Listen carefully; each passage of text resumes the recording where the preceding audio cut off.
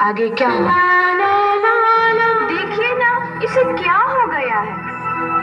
इसका माथा तो अंगार की तरफ तप रहा है। इससे तो बहुत तेज बुखार है।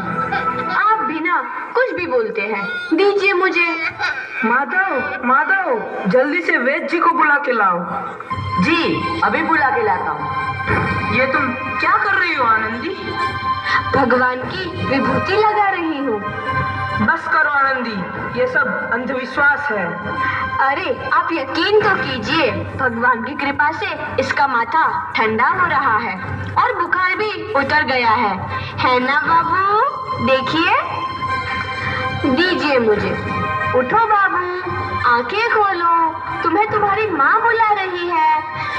आंखें खोलो, देखिए ना इसे क्या हो गया है। आंखें भी नहीं खोल रहा। आंखें खोलो बेटा। आप चुप क्यों है? आंखें खोलो बेटा, आंखें खोलो। आनंदी, हमारा बेटा कभी आंखें नहीं खोलेगा। नहीं, ऐसा नहीं हो सकता। मेरे बेटे को मुझसे कोई नहीं छीन सकता, कोई नहीं छीन सकता। पागल मत बनो आनंदी। माधव, माधव, आनंदी, बंद करो ये पागलपन। भगवान ने मेरा बच्चा छीन लिया। भगवान ने नहीं, तुम्हारी अशिक्षा और अंधविश्वास ने तुम्हारा बच्चा छीना है।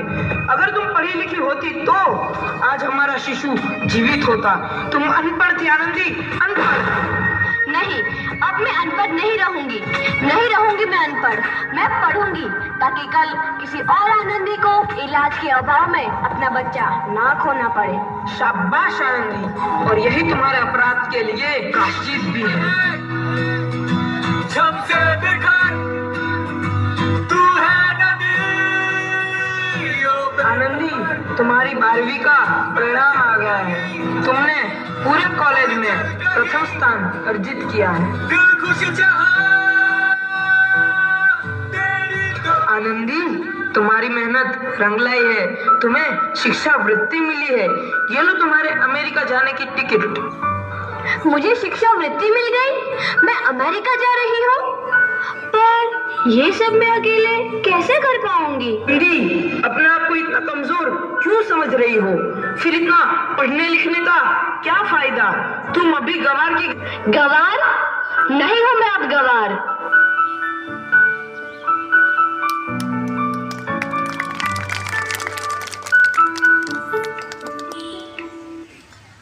तो इस प्रकार 7 अप्रैल 1883 को आनंदी अमेरिका के पेंसिल्वेनिया के लिए रवाना हुई और 3 साल बाद उन्होंने डॉक्टर ऑफ मेडिसिन की उपाधि प्राप्त कर ली।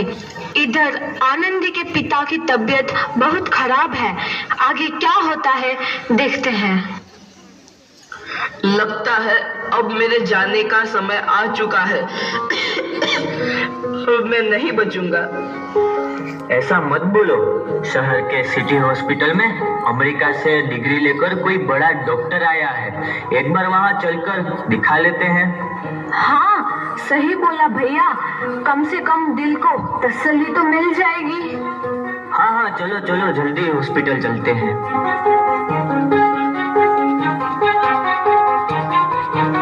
इस मरीज की हालत तो बहुत ही खराब है। कोई चमत्कार ही इसे बचा सकता है। ऐसा मत बोलो भाई। डॉक्टर साहब कब तक आ जाएंगे? लो आ गई डॉक्टर मैडम। डॉक्टर मैडम, जल्दी देखिए, मरीज की हालत बहुत ही खराब है।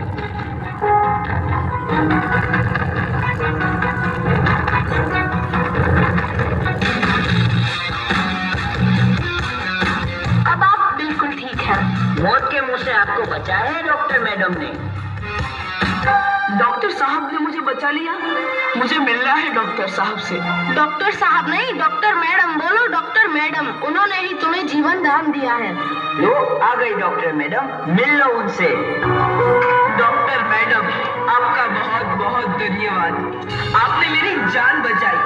इसके बदले में मैं गरीब भला आपको क्या दे सकता हूँ? वचन वचन चाहिए मुझे कि कभी ये नहीं कहोगे कि लड़कियां कुछ नहीं कर सकती। वचन? ये कैसा वचन? अरे श्यामलाल, तुमने पहचाना नहीं? तुम्हारी बेटी आनंदी। आनंदी? मेरी बेटी आनंदी डॉक्टर? हाँ बापू, वही आनंदी जिसके लिए बचपन में तूने चूल्हा और दूल्हा के अलावा कुछ नहीं सोचा था। आनंदी, आनंदी मेरी बेटी, मुझे माफ कर दे, मैं तेरा गुनहगार हूँ बेटी। नहीं नहीं बापू, वही आनंदी जिसके हाथ पीले करके तुम उसकी सारी जिंदगी काला कर देना चाहते थे। माफ कर दे मुझे मेरी बच्ची, माफ कर दे, मैं तेरा अपराधी हूँ मेरी बच्ची, माफ कर दे। नहीं बापू, मैंने तो तेरा एहसान चुकाया है। याद है ना अपना एहसान जो बचपन में तुमने मुझ पर किया था? ताने सुना सुना कर जीते जी मार डाला था मुझको। अब बोल, और किस किस को मारेगा? आनंदी बेटी, मुझे माफ कर दे मेरी बच्ची, मैं तेरा गुनहगार हूँ। बापू, आपने ही तो बोला था किताबें सिर्फ बेटों के हाथ में अच्छी लगती है, बेटियों के हाथ में तो सिर्फ मेहंदी। बेटों और बेटियों में फर्क करना तो आंखों में फर्क करने समान है। एक का पढ़ना और दूसरे का ना पढ़ना सामाजिक अंधकार है बापू, सामाजिक अंधकार। उपकार मांगता हूँ मैं तुझ जैसी बेटी का, जिसने सारी उम्र मुझसे कुछ ना मांगा, मांगा तो सिर्फ बराबरी का दर्जा। वरना सच तो यह है कि मैं तेरी माफी के लायक भी ना हूँ। मुझ जैसा बाप तेरी बराबरी कर सके उसके मैं लायक भी ना हूँ मेरी बेटी, मैं लायक भी ना हूँ। अपने बापू को क्या माफ नहीं करोगी आनंदी? माफ कर दो आनंदी, माफ कर दो। सुबह का भूला यदि शाम को घर लौट आए तो उसे भूला नहीं कहते। बापू, तो इस प्रकार आनंदीबाई जोशी ने अपनी मेहनत और अटूट इरादे से न केवल भारत की पहली महिला डॉक्टर बनी, बल्कि आगे चल के उन लड़कियों के लिए सुनहरा रास्ता दिखा गई जो जीवन में कुछ करना चाहते थे।